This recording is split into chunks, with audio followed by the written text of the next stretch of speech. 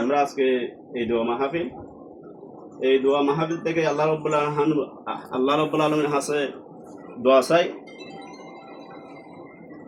মরহুমা বেগম খালেদা জিয়ার রুহের মাগফিরাত কামনা করে আল্লাহ ওনার বেহেশতের উচ্চ মর্যাদা দান করুক।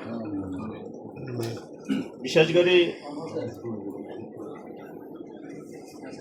বাংলাদেশের মানুষ সবাই জানেন আমাদের নেত্রীর এই অবস্থার জন্য আমরা শুধু একজনকে দায়ী করব, তিনি হচ্ছে ফ্যাসিস্ট হাসিনা, খুনি হাসিনা, স্বৈরাচারী হাসিনা।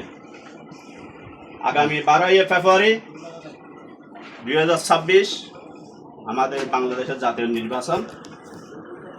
ওই নির্বাচনে বাংলাদেশের জনগণ ভোট দিয়ে যাকে সরকার গঠন করাবে ওদের কাছে আমাদের জোর দাবি, এই ফ্যাসিস্ট খুনি হাসিনাকে যেন বাংলাদেশের মাটিতে এনে জনগণের মাধ্যমে জনগণের সামনে বিচারের মুখোমুখি করার জন্য আমি ওই সরকারকে জোর দাবি জানাচ্ছি। পরিহারে আবারও আমার প্রাণপ্রিয় নেত্রীর জন্য দোয়া চাইয়ে আমি আমার বক্তব্য শেষ করলাম।